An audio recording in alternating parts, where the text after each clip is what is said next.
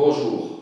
Dans cet exercice, il s'agit de l'étude d'une fonction faisant intervenir la fonction logarithme népérien et de l'étude de la convergence d'une suite. Je vous invite à faire un arrêt sur image, de prendre note du texte de l'exercice, de répondre aux questions, puis on se reverra pour la correction. Voici le texte de l'exercice.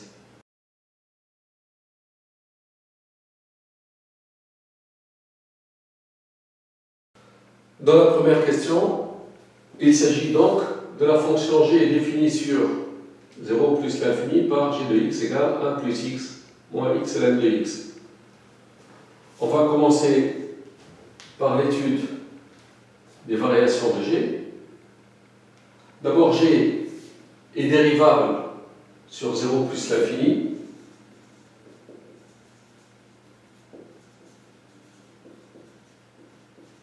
Puisque c'est un produit et une somme de fonctions dérivables, et g' de x égale 1 moins la dérivée de x ln de x. Alors la dérivée de x est 1 multiplié par ln de x plus x multiplié par la dérivée de ln de x c'est 1 sur x. C'est-à-dire g' de x égale moins ln de x plus 1 moins 1, x fois 1 sur x c'est 1, donc c'est moins ln de x.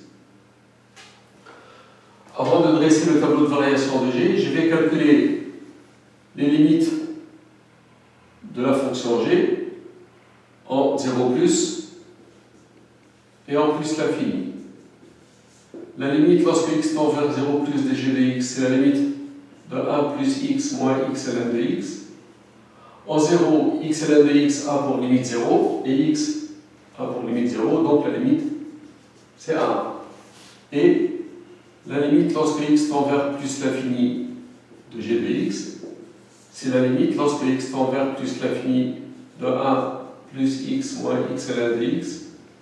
Ici on a la forme indéterminée l'infini sur l'infini, l'infini moins l'infini. Donc on va écrire que c'est la limite en plus l'infini de 1 plus, ici je vais mettre x en facteur pour avoir 1 moins ln de x. En plus l'infini moins ln de x, ça tend vers moins l'infini. Cette parenthèse, sa limite c'est moins l'infini et x plus l'infini. Donc la limite c'est moins l'infini. Je dresse le tableau de variation de g. X de 0 à plus l'infini. Le signe de g' de x, la fonction g n'est pas définie en 0, c'est le signe de moins ln de x. Entre 0 et 1, ln de x est négatif, donc moins ln de x est positif. G' de 1, c'est moins ln de 1, c'est 0. Et pour x supérieur à 1, ln de x est positif, donc moins ln de x est négatif. La fonction g croît puis décroît. La limite en 0, c'est 1. G de 1, c'est 1 plus 1, 2. Moins ln de 1, donc ça reste 2. Et en plus l'infini, la limite de g de x, c'est moins l'infini. Dans la question B, il s'agit de démontrer qu'il existe alpha unique de 0 plus l'infini, tel que g de alpha égale 0. Et que alpha entre 3,5 et 3,6. Eh bien, il est immédiat que si x est entre 0 et 1,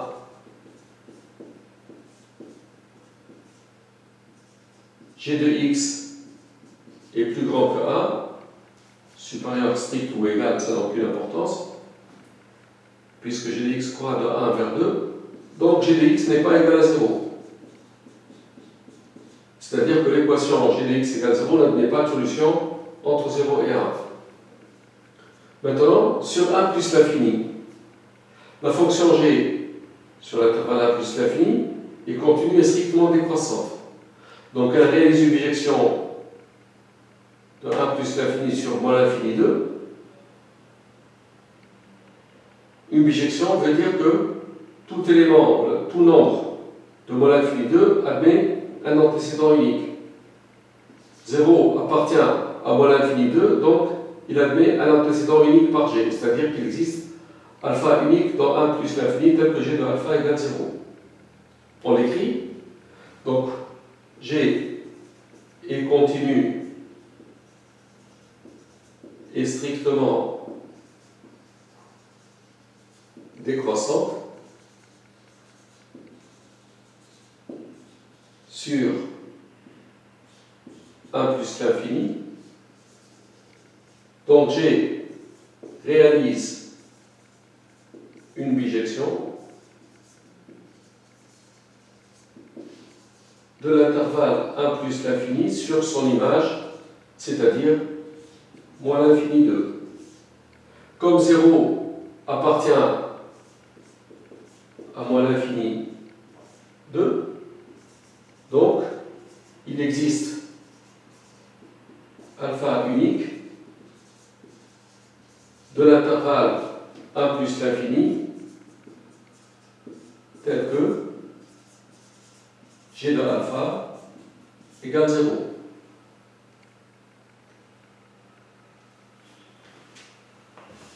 Conclusion,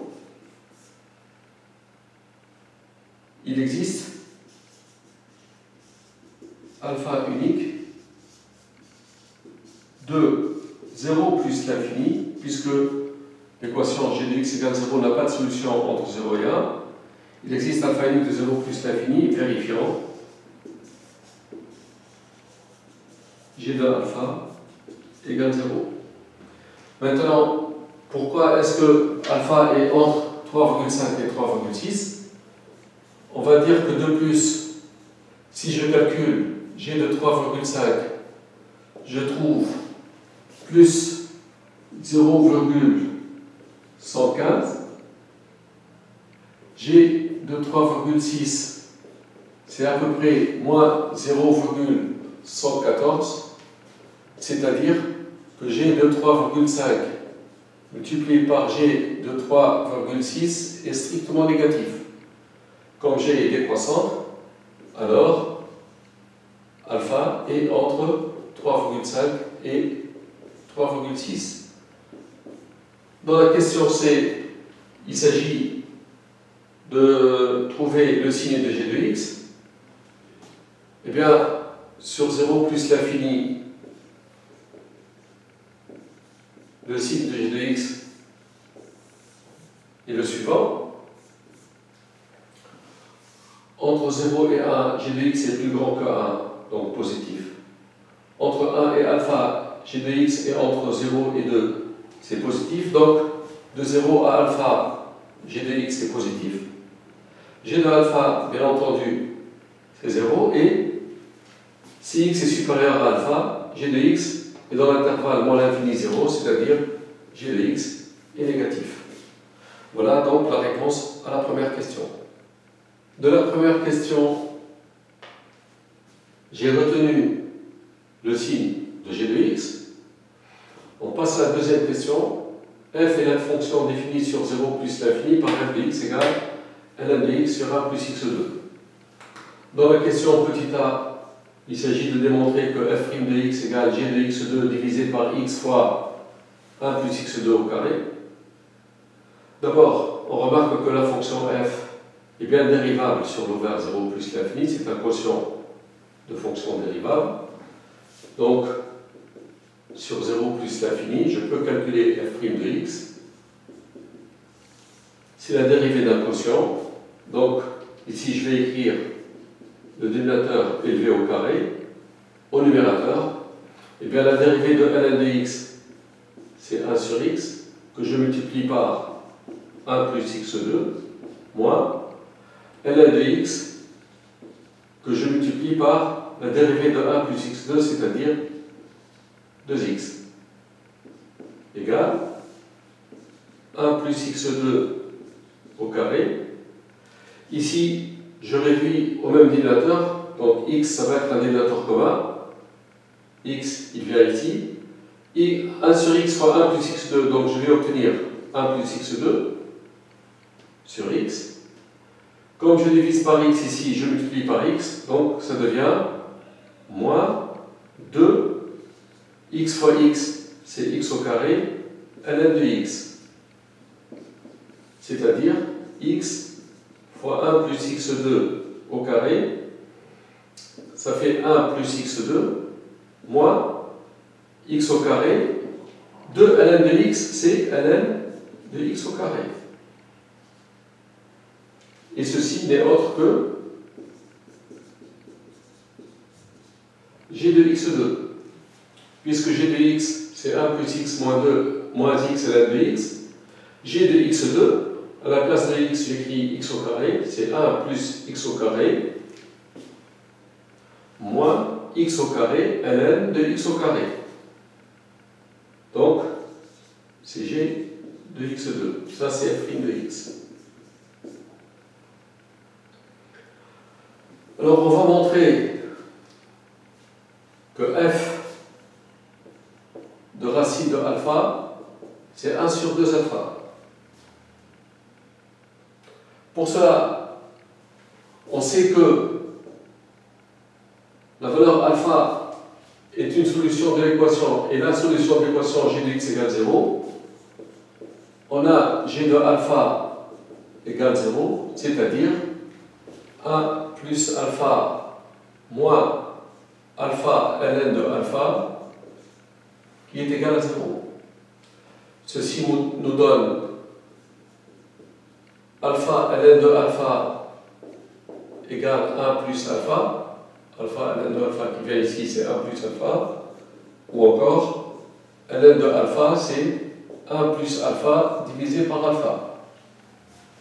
D'où f de racine de alpha égale f de racine de alpha, c'est ln de racine de alpha divisé par 1 plus racine de alpha au carré, c'est alpha. ln de racine de alpha, c'est 1 demi de ln de alpha sur 1 plus alpha. Or, ln de alpha, c'est 1 plus alpha sur alpha, fois 1 demi, sur 1 plus alpha. 1 plus alpha, on simplifie, ça devient 1 sur 2 alpha. Conclusion, f de racine de alpha, c'est 1 sur 2 alpha. Donc, je retiens que la dérivée de f pour x strictement positif, c'est g de x2 sur x fois 1 plus x2 au carré, et que f de racine de alpha, c'est 1 sur 2 alpha. Dans la question C, on veut étudier les variations de f. Je commence par les limites. La limite en 0 plus de f de x, c'est la limite en 0 plus de ln de x sur 1 plus x2. En 0 plus, ln de x, ça tend vers moins l'infini. 1 plus x2, sa limite c'est 1. Donc la limite c'est moins l'infini.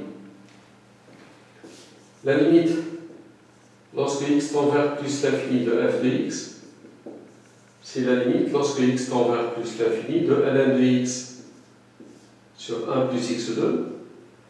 C'est l'infini sur l'infini. On va écrire que c'est la limite en plus l'infini. On va mettre x2 en facteur. Facteur de 1 sur x au carré plus 1. Et ici, c'est ln de x. C'est la limite en plus l'infini de ln de x sur x2 multiplié par 1 divisé par 1 sur x au carré plus 1. ln de x sur x2 en plus l'infini, sa limite c'est 0. Cette parenthèse en plus l'infini, sa limite c'est 1, parce que 1 sur x2 ça tend vers 0. Donc la limite c'est 0. Alors, problème suivant, le signe de f' de x. Le signe de f' de x, c'est le signe de g de x2. Parce que sur 0 plus l'infini x est strictement positif, 1 plus x2 au carré aussi. Le dénominateur est strictement positif, donc le signe de f', c'est le signe de g de x2. On commence par chercher quand est-ce que f' de x s'annule. Eh bien, f' de x s'annule lorsque g de x2 s'annule. Or, on sait que g s'annule en alpha seulement. Donc g de x2 égale 0, ça veut dire que x2 c'est alpha, c'est-à-dire x égale racine de alpha. La question maintenant, quand est-ce que f' de x est strictement positif? Eh bien, c'est lorsque g de x2 est strictement positif. Or, la fonction g est positive lorsque la variable est entre 0 et alpha. Ça veut dire, la variable, c'est x2 ici, est entre 0 et alpha. C'est-à-dire x entre 0 et racine de alpha. Ceci nous conduit au tableau de variation de f. Sur 0 plus l'infini, f' de x s'annule en racine de alpha. La dérivée est positive si et seulement si la variable x est entre 0 et racine de alpha. Et donc, ailleurs, la dérivée est négative. La fonction f croît puis décroît. F de racine de alpha, on l'a vu tout à l'heure, c'est 1 sur 2 alpha. La limite en 0 de f de x, c'est moins l'infini. Et la limite en plus l'infini de f de x, c'est 0.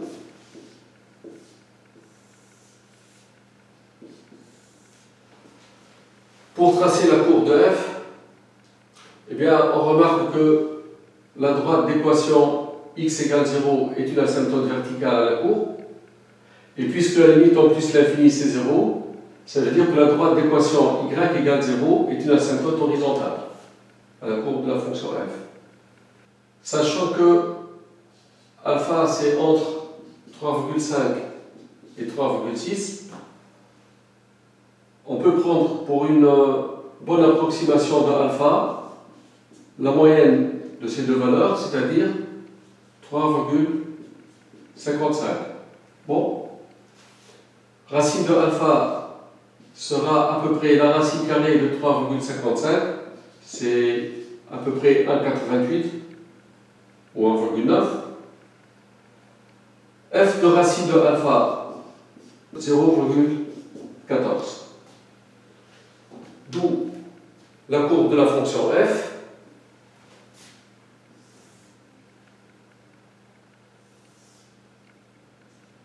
Dans un repère normé, racine de alpha, c'est à peu près 1,9. Son image, c'est à peu près 0,14. Donc, f de racine de alpha. Ça me donne une tangente horizontale ici. F de 1, c'est 0. La fonction f est croissante sur 0 racine de alpha. Ici, c'est une asymptote verticale. Et puis, la fonction décroît vers 0, donc je fais ça. Ceci est la courbe de f. Je garde ici la courbe de la fonction f. Elle n'est pas vraiment à l'échelle, mais l'essentiel est là. Dans la troisième question, on considère la suite définie par un égale intégrale de 1 à 1 sur 1 de f de t dt. Montrer que la suite un est croissante. Bon. Je vais remarquer que pour n dans n étoile, un c'est l'intégrale c'est moins l'intégrale de 1 sur n à 1 de f de t dt. On sait que l'intégrale de a à b, c'est moins l'intégrale de b à a, si on change les bords. C'est-à-dire l'intégrale de moins f, en fait. Ce que je vais faire, c'est tracer la courbe de moins f. La courbe de moins f, donc ce sommet ici, il vient là. On va avoir quelque chose dans ce genre.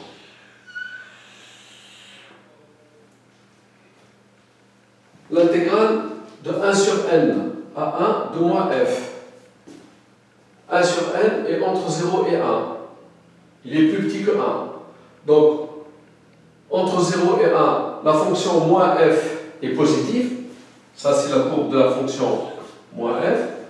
Entre 0 et 1, la fonction moins f étant positive. Comme 1 sur n est plus petit que 1, un, ça sera l'aire de la surface comprise entre la courbe de moins f et l'arc des abscisses du part et les droites d'équation x égale 1 sur n et x égale 1. Bon, pour U1 c'est l'intégrale de 1 à 1, c'est 0.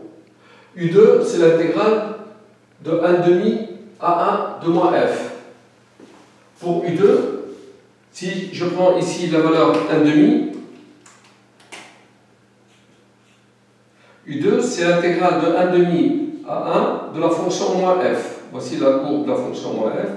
Ça donne l'aire de cette surface. Ça, c'est U2. U3, c'est l'intégrale de 1 tiers à 1 de moins f.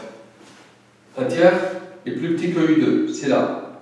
U3, c'est l'aire de cette surface. Et vous voyez bien que U3 est plus grand que U2. U4, c'est l'intégrale de 1 quart à 1 de moins f. Ça donne toute cette surface. C'est plus grand que U3. Et ainsi de suite. Donc, on voit sur le graphique que la fonction un est croissante. Maintenant, comment démontrer que un est croissante?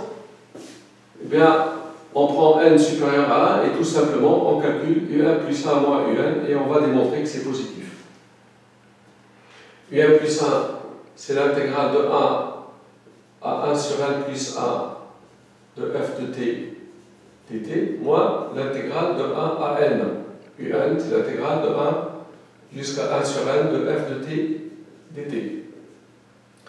C'est l'intégrale de 1 à 1 sur 1 plus 1 de f de t dt plus l'intégrale de 1 sur n à 1 de f de t dt.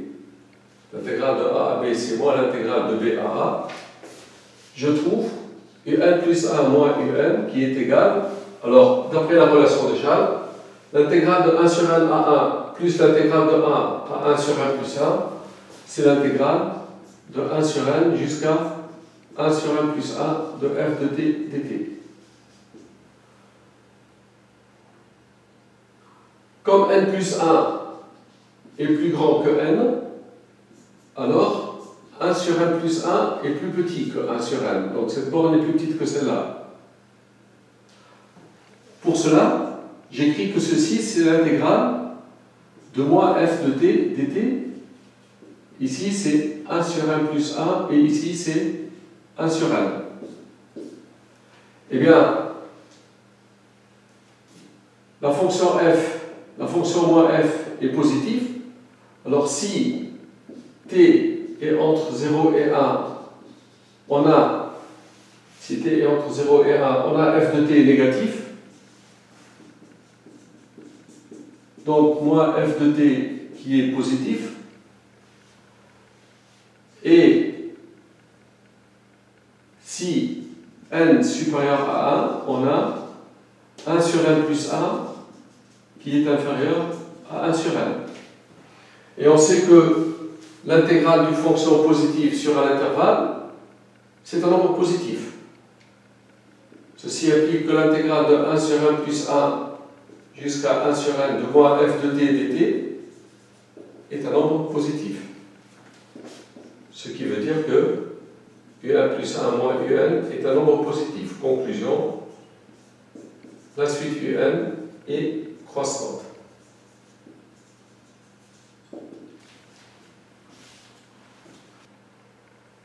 Je viens de prouver que la suite un est croissante.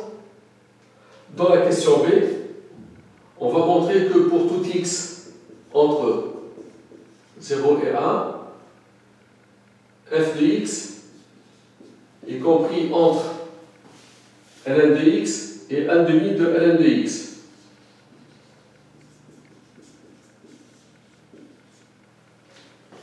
Pourquoi ceci est vrai? F de x, c'est ln de x sur 1 plus x2. On va l'encadrer entre ln de x et 1 demi de ln de x. Donc ln de x, on garde. Et on va encadrer 1 sur 1 plus x2. X entre 0 et 1, on a x2 entre 0 et 1. J'ajoute 1. Donc 1 plus x2, c'est entre 1 et 2. Je passe à l'inverse. Donc 1 sur 1 plus x2, c'est 1 demi ici. Et 1 ici. On multiplie par ln de x. Seulement, x étant dans l'intervalle 0,1, ln de x est négatif. Donc, si je multiplie tous les termes ici par ln de x, je change le signe d'une inégalité. C'est-à-dire que je multiplie par ln de x sur 1 plus x2. Ici, je multiplie par ln de x, ça vient là. Et ici, je multiplie par ln de x, ça vient là. Donc, voici le résultat.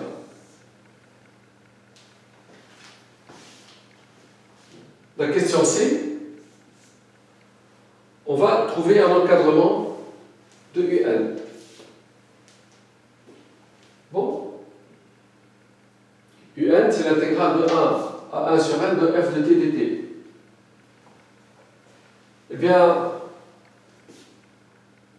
comme 1 sur n est plus petit que 1, je vais écrire un, c'est l'intégrale de 1 sur n à 1 de moins f de t dt.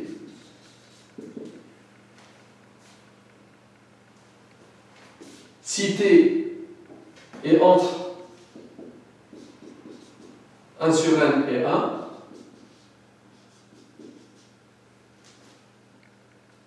alors t est entre 0 et 1, t est entre 0 et 1, je peux dire que ln de t est inférieur à f de t, inférieur à 1 demi de ln de t, puisque ce résultat est vrai pour tout nombre entre 0 et 1. Et t entre 1 sur n et 1, il est bien entre 0 et 1. J'applique ce résultat. Et je passe à l'intégrale.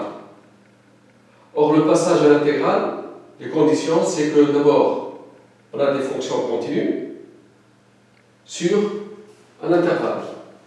Alors, je vais écrire comme 1 sur n est plus petit que 1, et les fonctions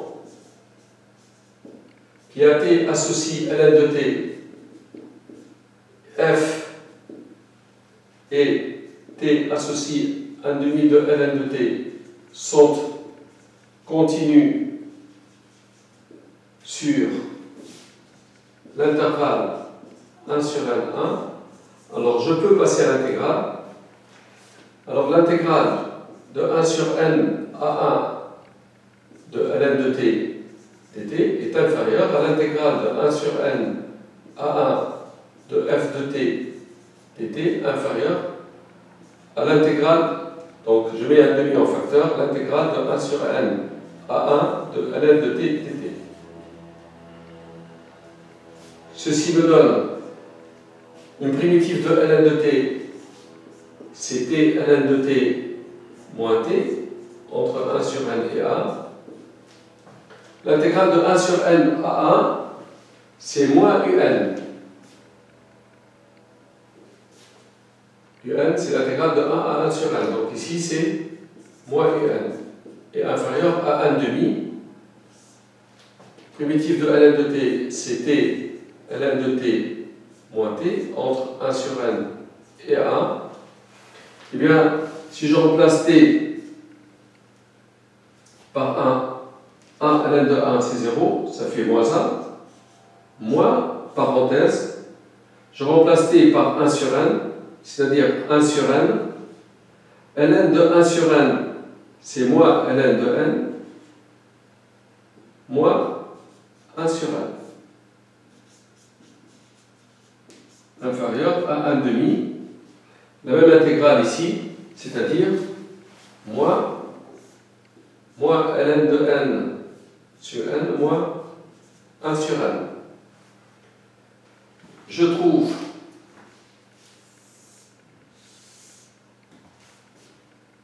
trouve moins un compris entre moins 1 plus, je réduis le même dénominateur ici d'abord, c'est n, moins ln de n, c'est ln de n, moins 1, c'est plus 1. Et 1 demi en facteur du même nombre. Moins 1 ici, c'est un plus. Donc, moins 1 plus ln de n plus 1 sur n. Je multiplie par moins 1, je trouve un compris entre, je multiplie par moins 1 ici, ça devient 1 demi, facteur de 1 moins ln de n plus 1 sur n, et ici, je multiplie par moins 1, ça devient 1 moins ln de n plus 1 sur n. Voici l'encadrement cherché. La question D. La suite un est croissante. De plus, pour tout n appartenant à n étoile, un est inférieur à 1 moins ln de n plus 1 sur n est supérieur à 1, ln de n est positif, donc tout ce nombre est positif, c'est-à-dire 1 moins ce nombre, c'est inférieur à 1. un est croissante majorée par 1, donc la suite un converge. Soit n sa limite.